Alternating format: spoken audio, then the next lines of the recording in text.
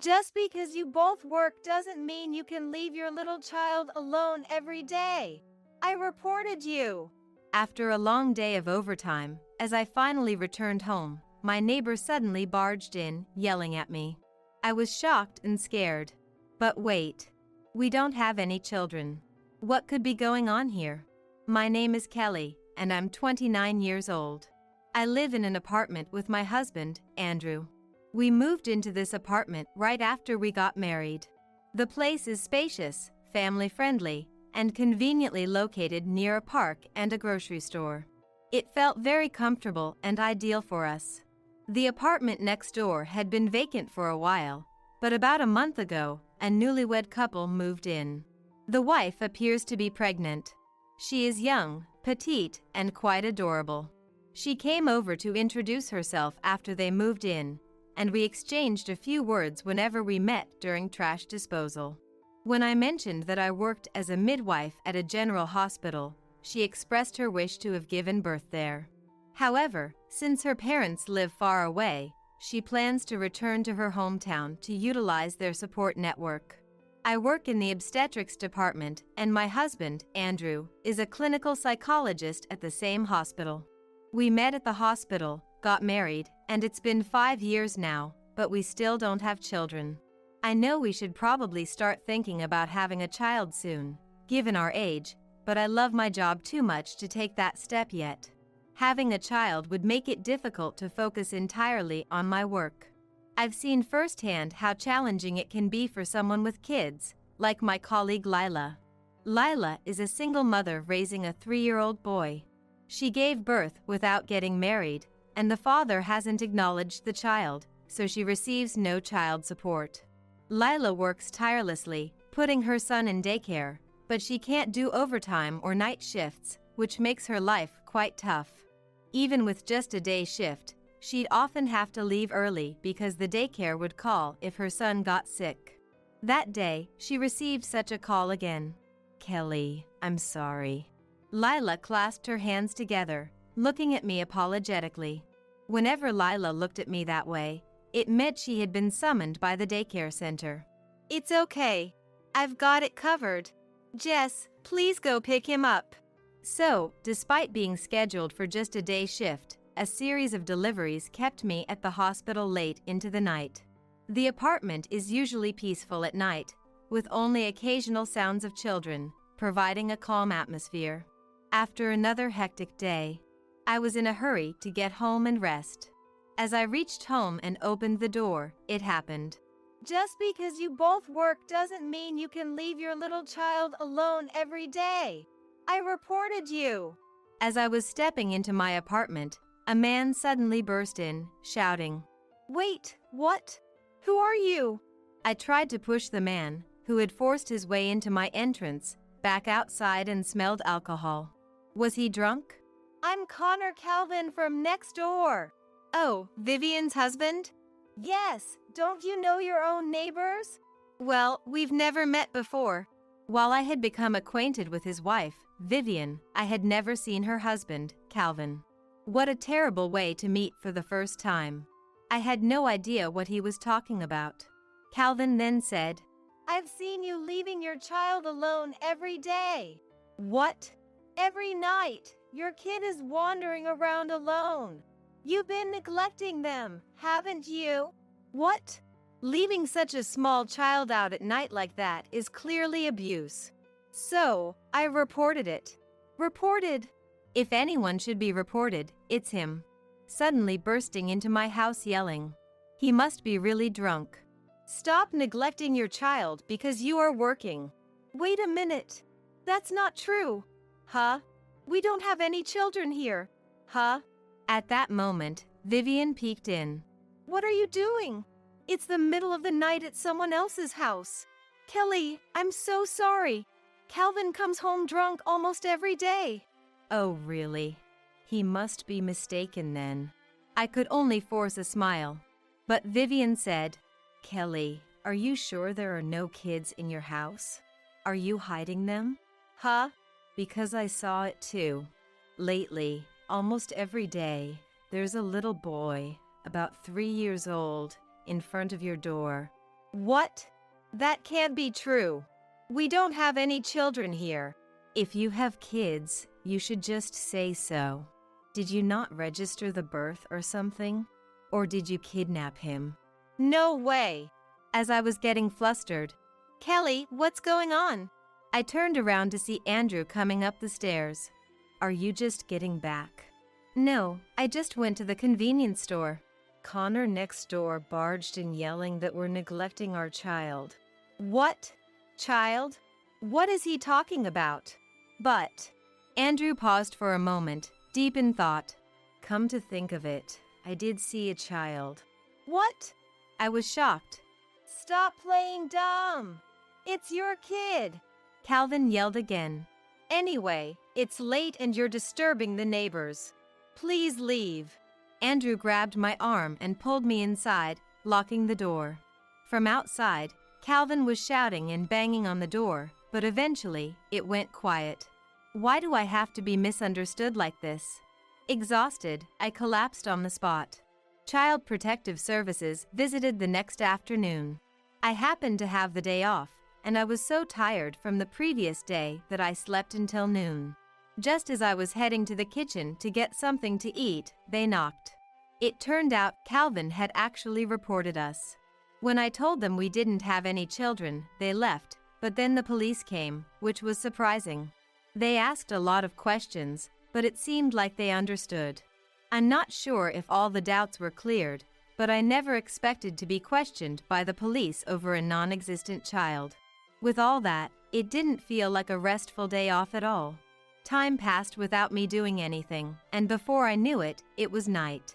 I can't let this be. I need to prepare dinner before Andrew gets home. I left the apartment and headed to the nearby supermarket. I ran into an acquaintance at the automatic doors of the supermarket. Oh, Lila? And Jess? Lila was there with a small boy. Kelly? Lila looked just as surprised. I hadn't met Jess before, but I had seen his photos and heard about him from Lila, so it didn't feel like the first time. Does your house happen to be around here? No, well, I had some errands nearby. It's late, so I thought I'd buy some chicken at the supermarket. Lila was unusually vague, probably too surprised. But what kind of errands could she have around here? Really? I live in the apartment just over there. You should drop by sometime. Is that so? Well, I need to get this kid home and put him to bed. See you. Lila quickly went inside, and after that, we didn't cross paths again in the supermarket. While preparing dinner, I kept an eye on what was happening outside. Occasionally, I opened the door to peek outside, but I didn't see any sign of the boy Calvin had mentioned. Maybe it was just a baseless accusation. Just as I was about to close the door, Calvin, coming from next door, passed in front of our door.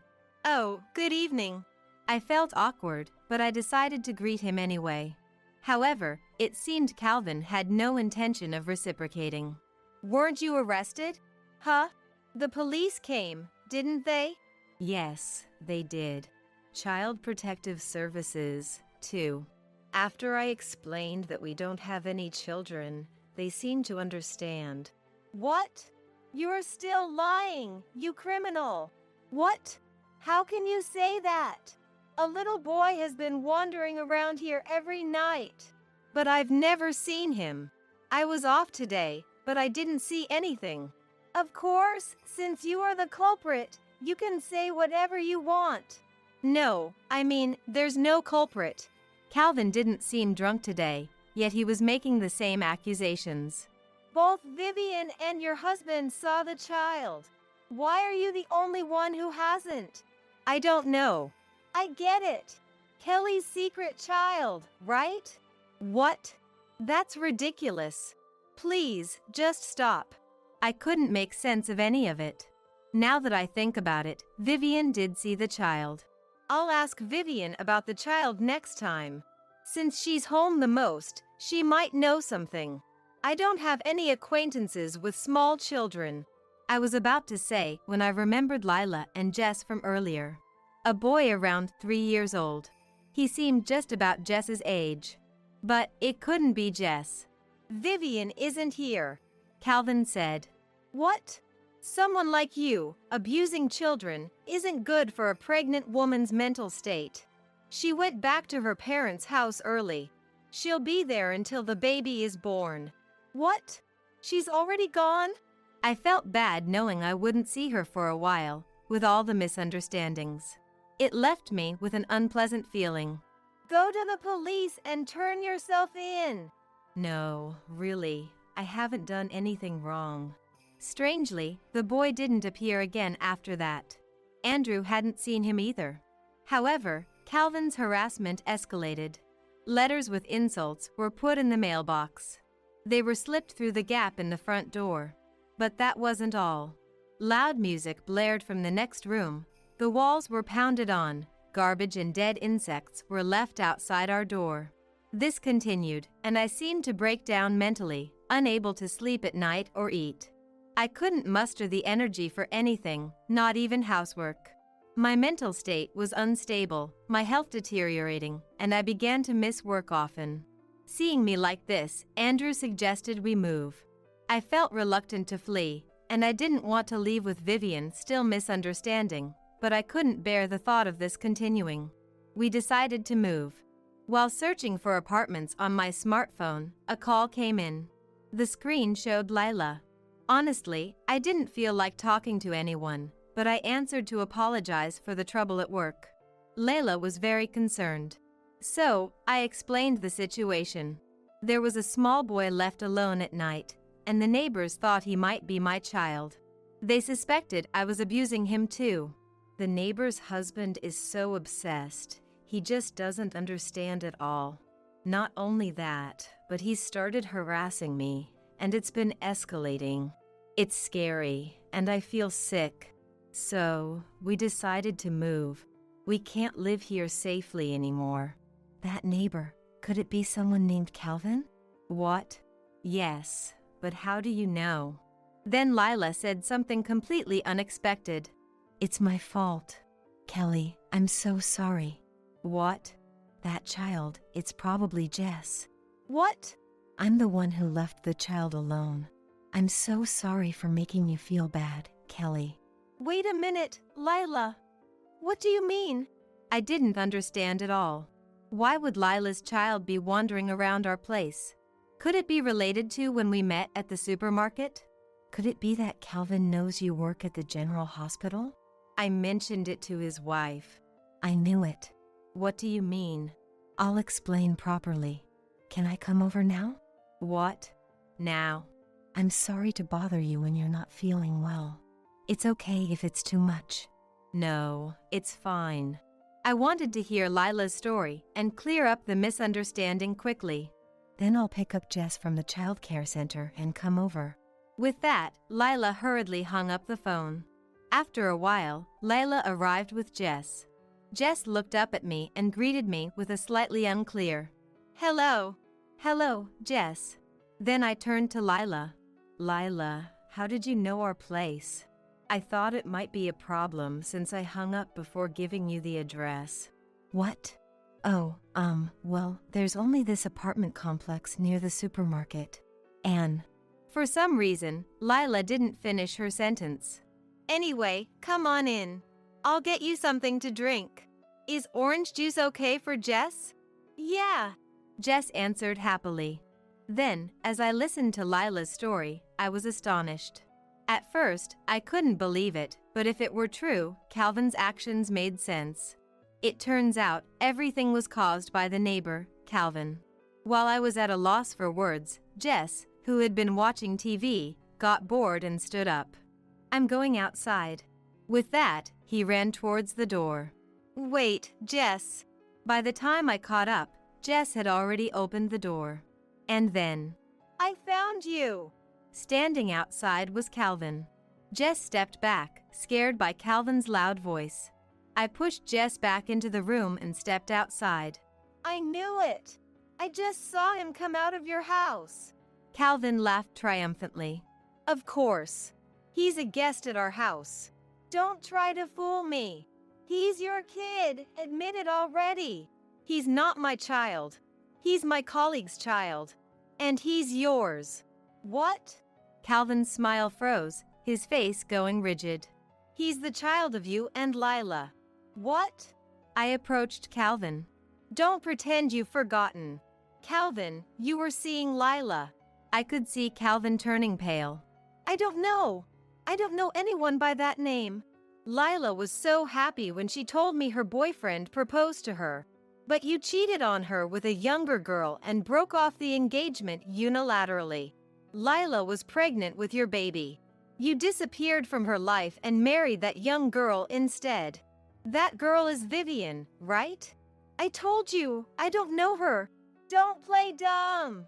Do you know how much Lila struggled because you wouldn't acknowledge the baby?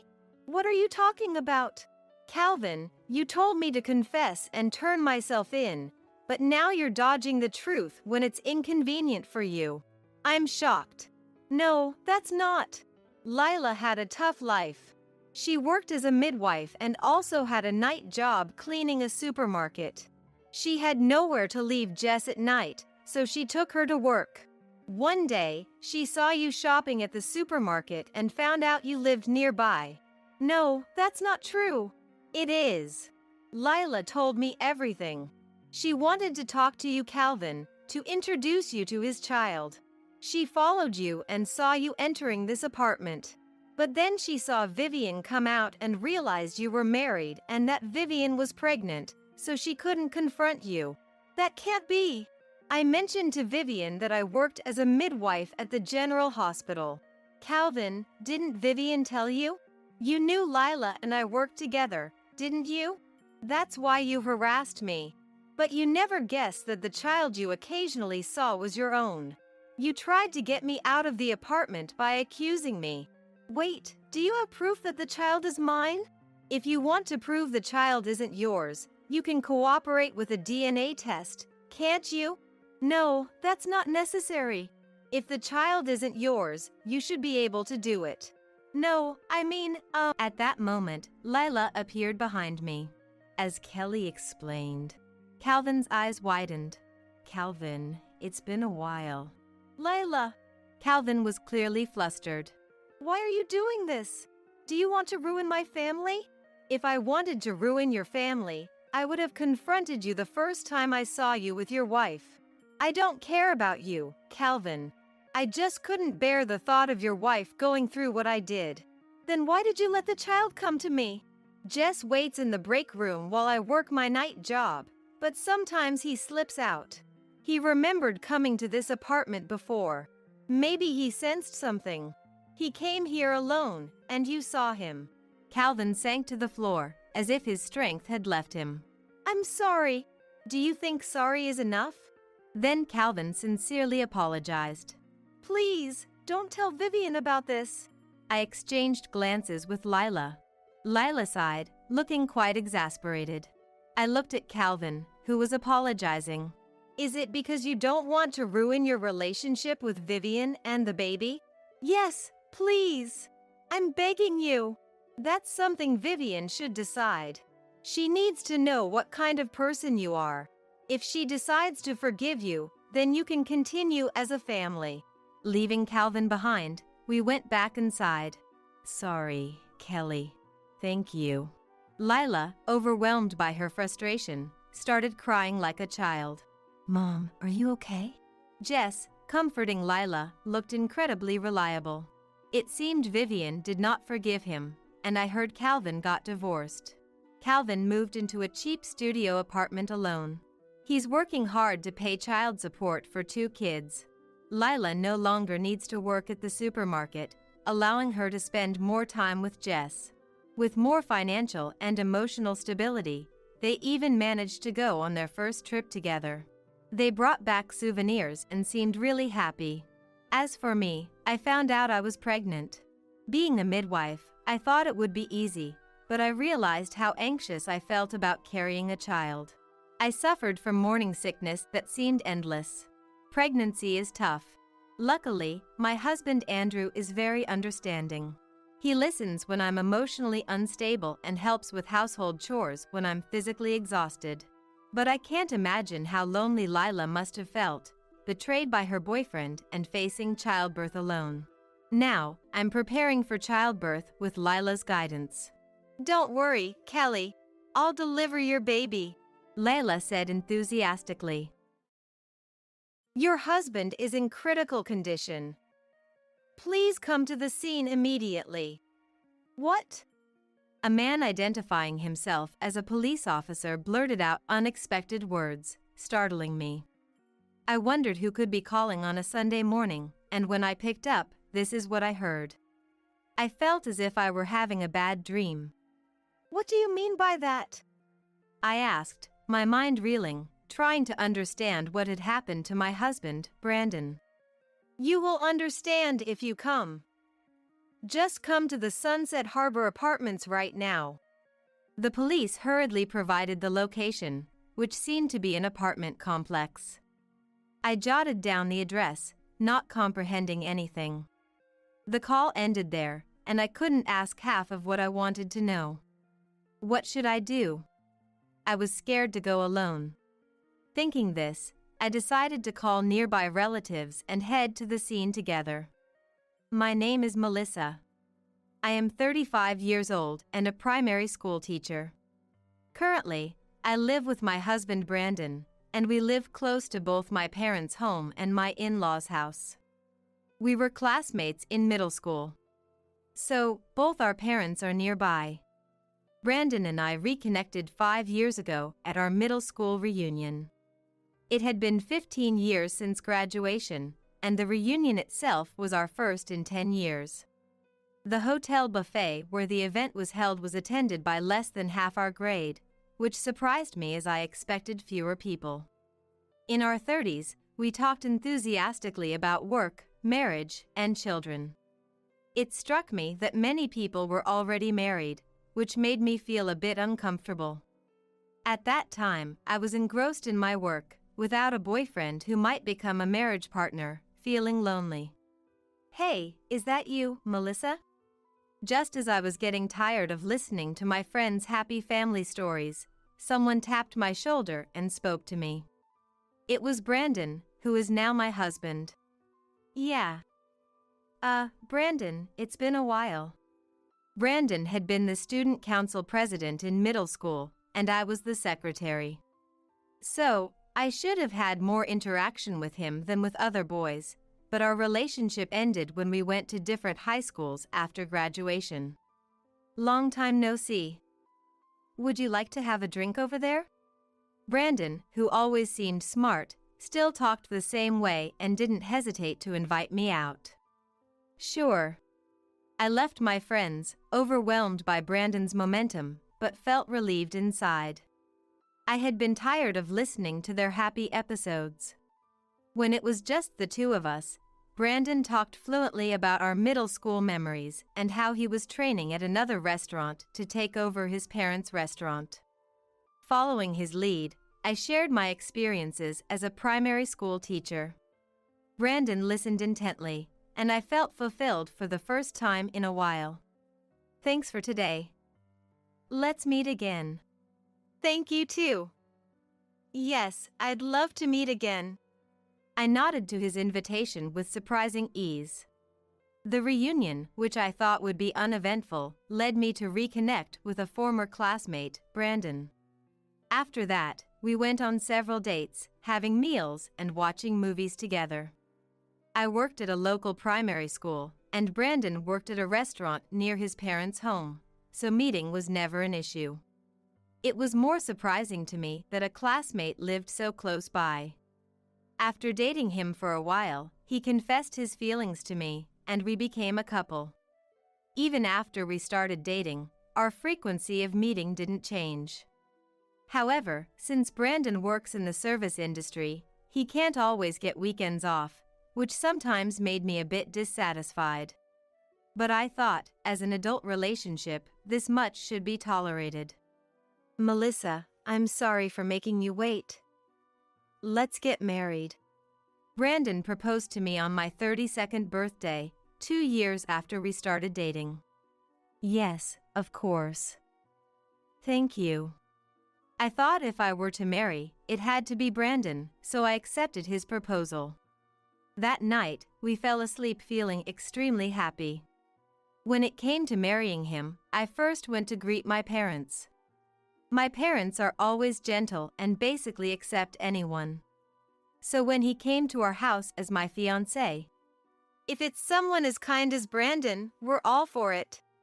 They responded happily. Brandon was so relieved by their positive reaction that he drank a lot that night. Next, it was my turn to meet Brandon's parents. I heard they run a restaurant, so I was very nervous. At Brandon's family's restaurant, they reserved a private room for us that day. When we were shown to the room, I couldn't help but let out a sigh of admiration. Brandon is going to take over this restaurant. Are you okay with that? Brandon's mom, Emma, asked me, elegantly placing her hand on her cheek. Yes. I have heard about the family business many times. I understand that eventually he will take over, and I would like to help him. I replied nervously with formal words. Then we are reassured. Brandon and Melissa, do your best.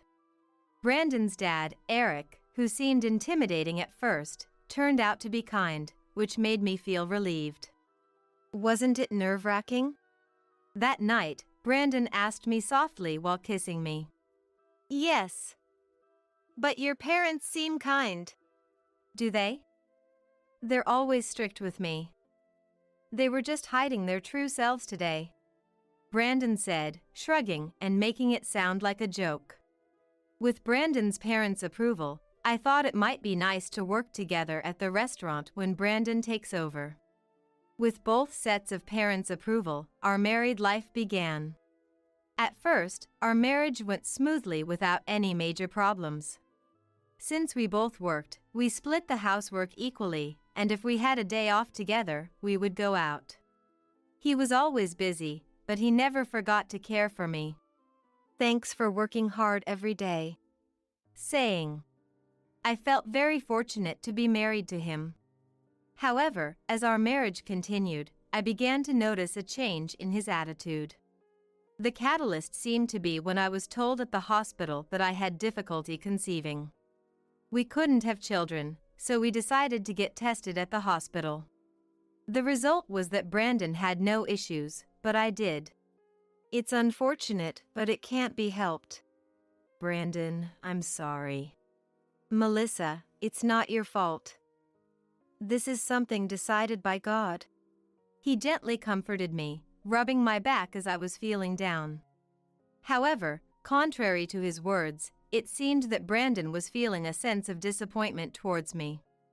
After that, once it became clear that I couldn't have children, he stopped seeking me out altogether. In fact, I felt that his attitude had become distant.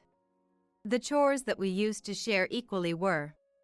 I've been really busy lately.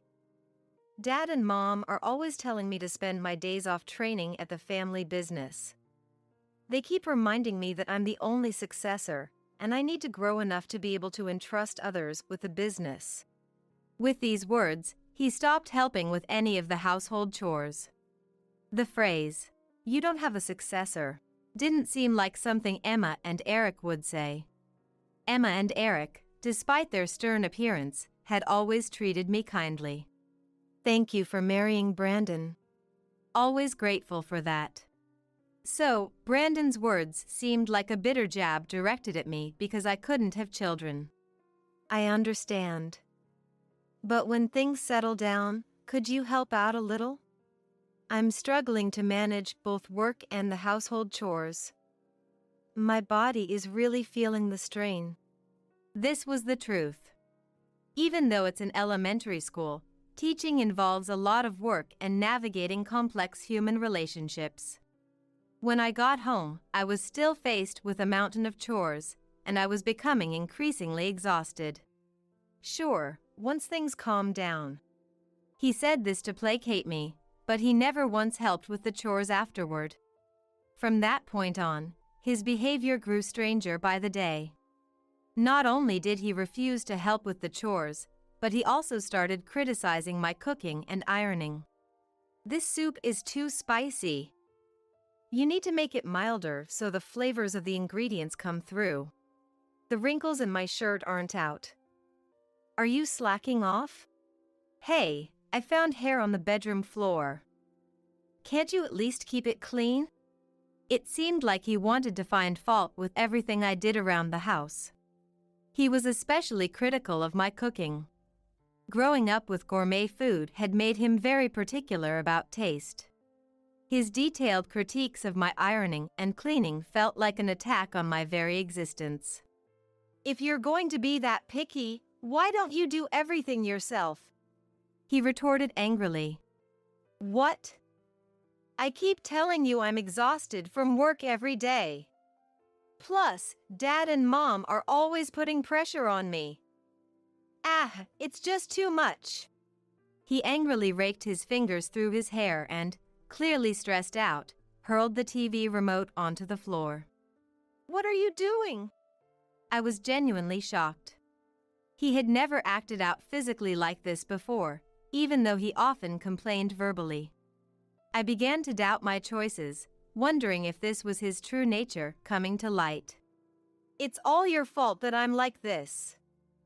Because you can't have children, Dad and Mom are constantly pressuring me. Brandon hurled heartless words at me with an irritated expression. This left me more shocked than angry, and I ended up bedridden for several days.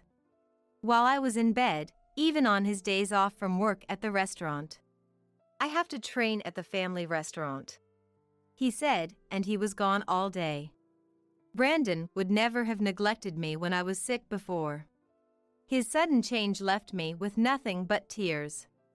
One time, he surprised me by coming home in the morning. I was training until late at night and I'm exhausted, he said, collapsing into bed as soon as he got home. I couldn't help but notice the faint scent of shampoo. Was it really training last night? I asked, unable to hide my curiosity. What? Are you doubting me? He glared at me, making me shake my head instinctively. No matter how I looked at it, his recent late returns were strange. But as the expected heir to the family restaurant, I had no choice but to accept his nightly training excuse. I spent my days at work and doing household chores, mulling over my suspicions. Then one day, while I was grocery shopping after work, I ran into Emma at the supermarket. Oh, Melissa. What a coincidence to see you here. Hello. Emma smiled brightly at me. Then, as if remembering something, she clapped her hands. Melissa, I've been having trouble because he hasn't been coming over lately. Is he busy? I've asked him several times to come when he has time because I have things to teach him, Emma said, looking troubled. I was surprised by her words. What? He leaves home every time his work is off, saying he's going to train at the family restaurant. He comes back late at night or even in the morning, always saying how tough the training was. Emma tilted her head at my words. I realized that our conversation wasn't adding up. What do you mean by that? Emma's gentle eyes flashed sharply. I might have stumbled upon something significant. I don't really understand it myself. He isn't going to the restaurant? That means he's been lying to me and staying out late. A chill ran down my spine. Brandon often complained about being pressured by Emma and Eric over the air issue, blaming me for it. Indeed, as someone unable to have children, I felt guilty towards Brandon, and his complaints always made me sad. But if what Emma said was true, he had been going out behind my back. There would be no need to lie about training if it were something innocent. Emma, does this mean? I watched Emma's expression. She raised her eyebrows sharply. Yes. It's unacceptable. We exchanged glances and nodded firmly. Emma was likely thinking the same thing as I was. Brandon was hiding something serious from us all. That meant, I'll keep an eye on him from now on. Got it. I'll report to you if I notice anything suspicious. With our opinions aligned, we parted ways. Now, what should I do about him? Thoughts swirled in my head. I had started to think that I needed to gather evidence somehow to find out the truth about Brandon. Should I hire a private investigator, or should I try to find out on my own what Brandon is doing on his days off? 2 weeks had passed while I was thinking about various things. During that time, Brandon kept saying, "I'm going to my parents' home," on his days off, and he often came back late at night. Each time, I contacted Emma to confirm that Brandon wasn't going to the in-laws' house. When I finally thought it was really suspicious and decided to hire a private investigator, I received a phone call. It was a Sunday morning, and Brandon had been away since the previous day, saying he had to stay overnight for training at work. I picked up my mobile phone and looked at the screen, but it was from an unknown number, and I hesitated for a moment. Wondering if Emma had changed her phone number or if it was Eric, whose number I hadn't registered yet, I pressed the call button on my mobile phone.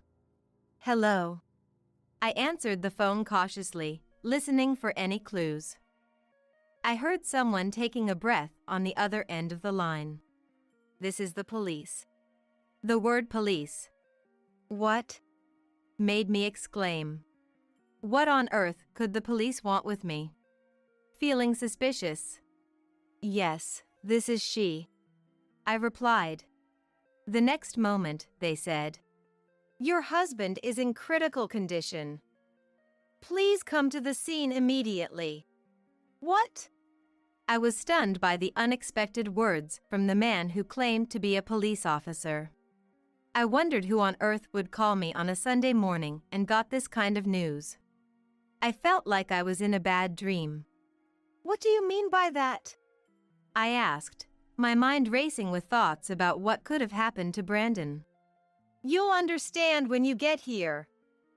Just come to Sunset Harbor Apartments as soon as possible."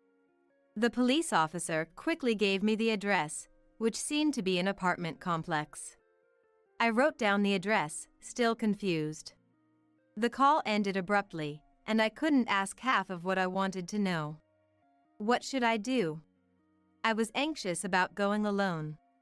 I decided to call some relatives who lived nearby. Fortunately, both Brandon and I were from the same area, so my parents and Emma and Eric responded immediately. Emma even called Brandon's Uncle Robert and Aunt Charlotte.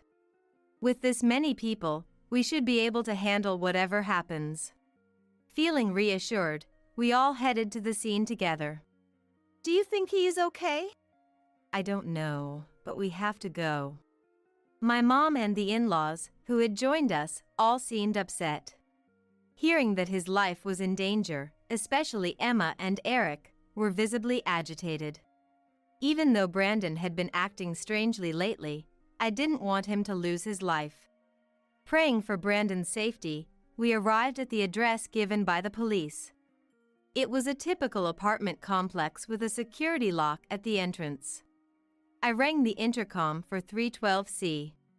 Despite it being a police matter, there weren't any police cars outside the apartment, which I found odd.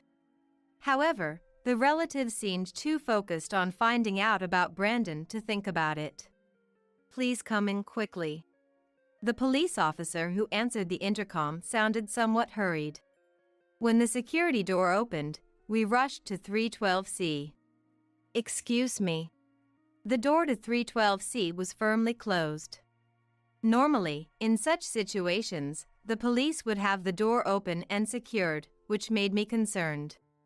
By this point, everyone except me started to think something was wrong. I nervously reached for the front door. It was unlocked and opened easily. Walking down the short hallway, Emma was the first to open the door to the living room. "This is unbelievable!"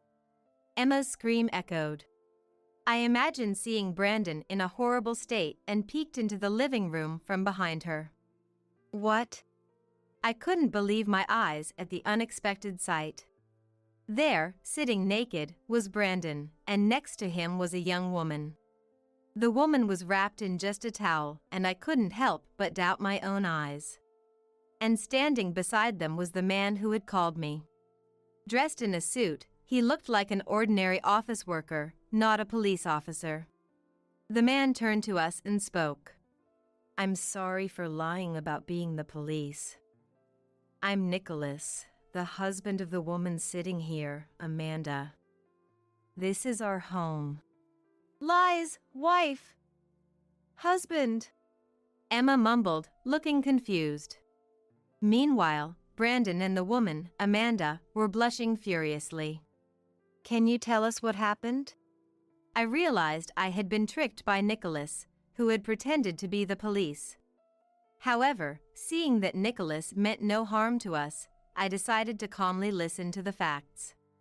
Actually, Nicholas began to explain the situation. Recently, Amanda's behavior seemed strange. She would come home very late, even though she only had a part-time job. When I asked for reasons, she would make the same excuses, like saying a night shift worker suddenly called in sick. At first, I just brushed it off, thinking it was normal. But then she started being out even on her days off. And lately, she's only been working her part-time job about twice a week. She used to work 5 days a week. When she told me she cut back because she was tired, I started getting suspicious. It was really tough on me. Amanda desperately tried to make excuses, but in this situation, her words sounded hollow. Nicholas continued. Naturally, I began to suspect she was cheating. I'd ask her things like, "Who did you drink with tonight?" or "How are you connected to your friend's boyfriend?" I was trying to catch her off guard, hoping she'd slip up and reveal something. But she never did. She was careful. So, I changed my strategy. I lied about going on a business trip and set up hidden cameras in the house. Isn't recording without consent illegal? Brandon shouted. I glared at him. Who are you to talk? You have nothing to defend yourself with. Seeing his face twist in frustration, Nicholas resumed his story. Last night, I stayed at a nearby motel. I watched the house through the cameras the whole time. The footage streamed live to my mobile phone.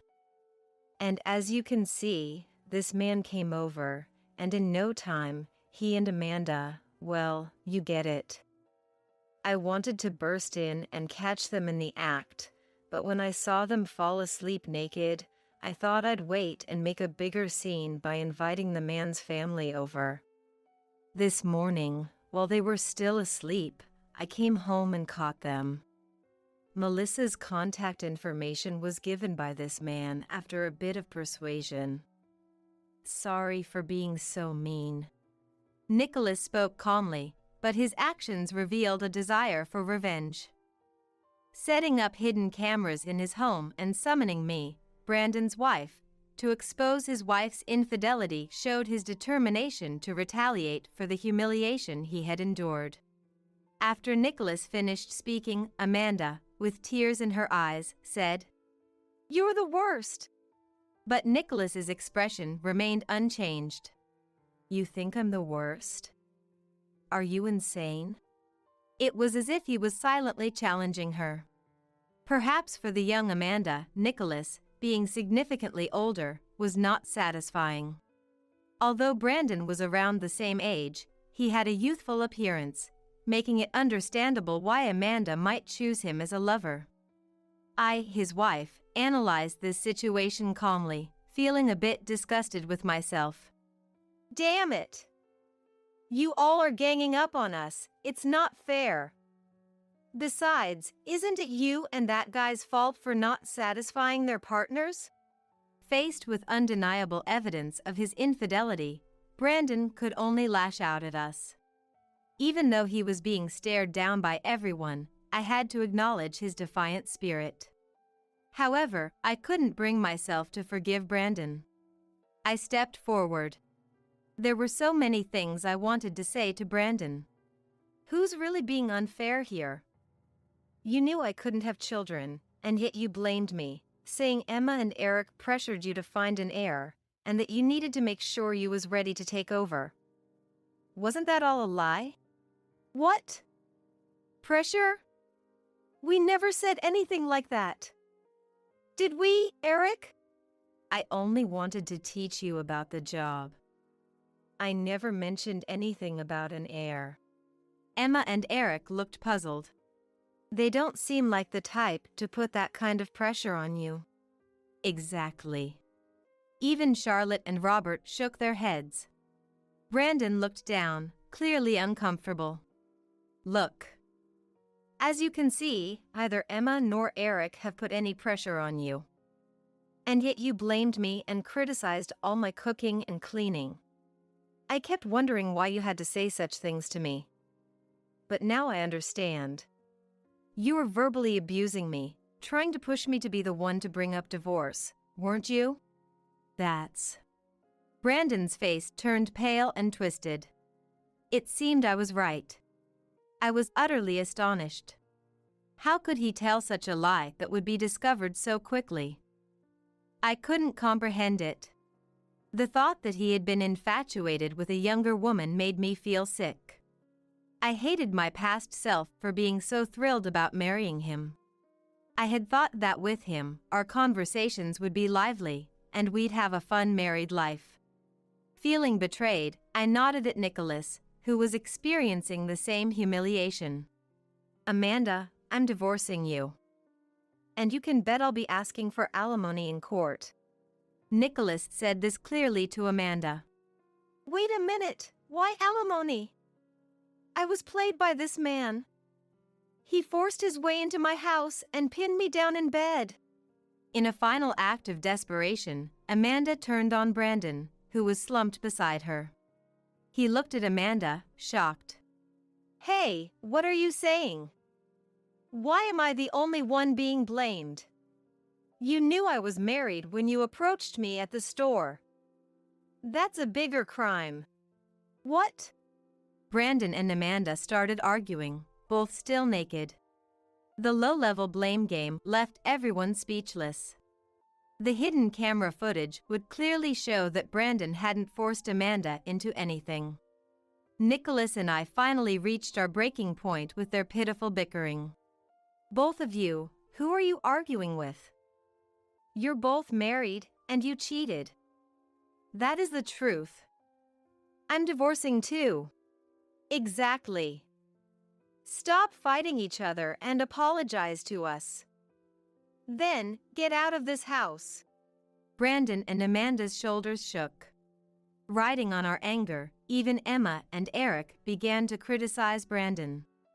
Brandon, you're no longer fit to take over our family business. Apologize to Melissa right now. I don't care about you anymore. You can pay for your alimony yourself, got it? As relatives, we're ashamed. We won't be lending you any money either. No way. Brandon looked at Emma, Eric, and me with pleading eyes, as if he had planned to ask them for help with the alimony. Until you pay what you owe, I'll keep coming back. Be prepared for that, I said in a calm voice, and finally, Brandon stood up, put on the clothes he had left scattered in the bedroom, and left Nicholas's house. Amanda, left behind, looked at Nicholas and said, "I'm sorry."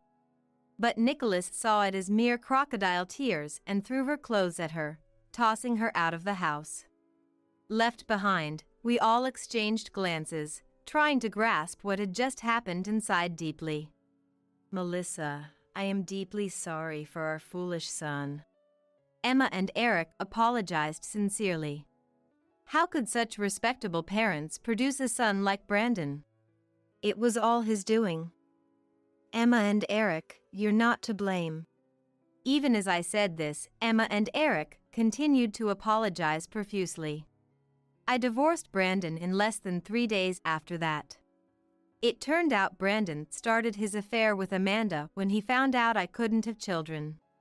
I felt sorry for Brandon in that regard, but that didn't excuse his cheating. I remembered the hurtful words he had thrown at me and demanded a substantial settlement and compensation in the divorce court. Currently, Brandon doesn't have the means to pay the requested amount in full and ended up in debt.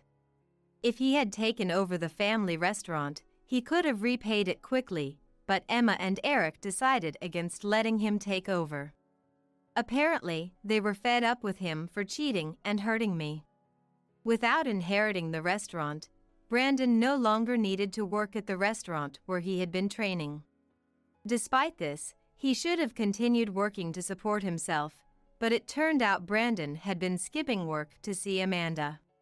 The restaurant owner was furious and fired him. Having lost both his assets and his job, Brandon is now looking for a new job. Brandon, who had thought he would make a living as a chef from a young age until recently, now found himself aimless and in a state of despair.